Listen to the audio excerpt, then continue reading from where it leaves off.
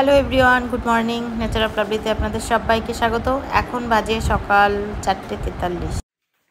চলে এসেছি রান্নাঘরে, মোটামুটি রেডি, মাথাটা শুধু আঁচড়াবো। আর এখন বাজে 5:30। আমাদের ট্রেন রয়েছে 6:15-তে। তো গ্রিন টি বানিয়েছি, তার সঙ্গে বললো ও খাবে, তো ওকে আর আমার জন্য 2 কাপ বানিয়েছি। তো গ্রিন টিটা ওকে দিয়ে দিই, খেয়ে নিক, তারপরে ফাইনালি একদম ব্যাগ পাত্তারি নিয়ে বেরোবো। বাইরেটা আর কি আলো হয়েছে হালকা। আজকে বেরোবো দেখে কালকে রাত্রে ঘুমই হয়নি, আর তো আমি এই জন্য উঠে পড়েছি 4টের সময়। আর 4টের সময় যখন ঘুম ভেঙে গেছে তারপরে আর ঘুমাইনি, ভেবেছি তারপরে হয়তো আর বেরোতে পারবো না। তো এখন মোটামুটি রেডি হয়ে বেরিয়ে চলে এসেছি। এটা হচ্ছে আমাদের মদনপুর স্টেশনে। তো এখন সবজির মেলা বসে গেছে, তো অনেক কিছুই ভিডিও বানাতে পারিনি, তবে এই শাক সবজিগুলো একটু ভিডিও বানিয়ে নিলাম। দেখেই তো কিনতে ইচ্ছা করছে, টাটকা টাটকা ফ্রেশ শাক আর সবজি, কিন্তু যাবো যে বহু দূর, এখন কিনে কি করব। এই জন্য আর কিছু কিনলাম না। এখানে তো আমের পসরা খুলে বসে রয়েছে। ফাইনালি টিকিট কেটে উঠে পড়লাম ট্রেনে। ওঠার সাথে সাথে সিটও পেয়ে গেছি, তো অসুবিধা হয়নি। তো আমরা এখন চলে যাচ্ছি মেট্রোতে। আজকে পড়েছে সাংঘাতিক গরম, মানে শুধু ঘেমেই চলেছি, এত গরম, মানে হাঁটলেও ঘামছি, না হাঁটলেও ঘামছি। তো যাই হোক, যথারীতি এই মেট্রোতে তো একটু কুলকুল হয়ে গেলাম। আমরা আমাদের গন্তব্যস্থল পৌঁছে গেছি। এর আগের দিন আমাদের কাজ ছিল সল্ট লেকে, তো আজকে আমরা কালীঘাট চলে এসেছি। কালীঘাটের নাম শুনলেই কিন্তু মনটা ভরে যায়। বাড়ি থেকেই ভেবেছিলাম যে কালীঘাটে যখন যাব একটু মায়ের মন্দিরে দর্শন করব। তো সেটা ভাবতে ভাবতে যখন আসলাম, এখানে এসেই দেখি মেট্রোতেই কিন্তু এখানে মা বসে রয়েছেন। তো সবার ফার্স্ট আগে দর্শন করে নিলাম, ভীষণ ভালো লাগলো, মানে মনটা সত্যি মানে শান্তি লাগলো। তো এখান থেকে এখন বেরিয়ে যাব।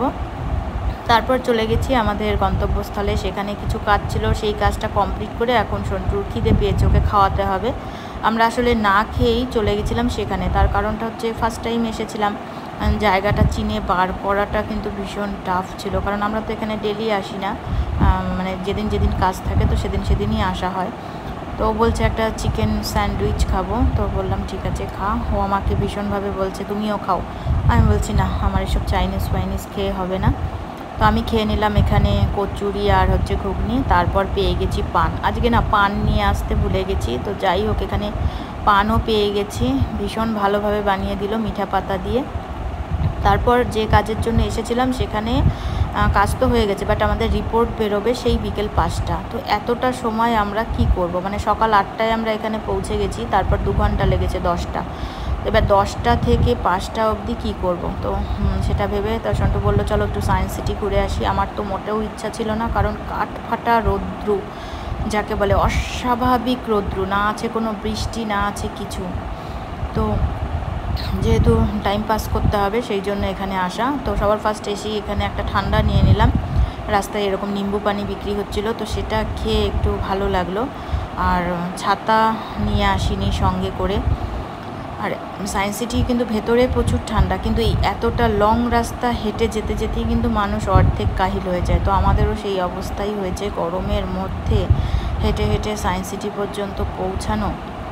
আর সায়েন্স সিটিতে একটুখানি জায়গা না, বেশ অনেকটাই জায়গা। তো এখন ভেতরে ঢুকে একটু ভালো লাগছে, কারণ পুরোটাই এসি। আর ওই পাশটা যেটা রয়েছে, ওই পাশের বিল্ডিং, ওটা যেহেতু এসি নেই তাই বলছি ওটা শীতকালে এসে ঘুরবো, আর অলিভিয়াকেও সঙ্গে করে নিয়ে আসবো, আর তোর পাপাকেও, 4 জনে এসে ঘুরবো। তো আজকে এখানেই একটু টাইম পাস করবো। ভিডিওটা অনেক বড় হয়ে যাবে বলে আরও কী করেছি, নানা রকমের মাস্তি দুজনে মিলে, তো সেটা শেয়ার করতে পারিনি। আজকের ভিডিওটা এখানেই কমপ্লিট করে দিচ্ছি। দেখা হবে নেক্সট ভিডিওতে। সবাই ভালো থাকবেন, সুস্থ থাকবেন, টাটা।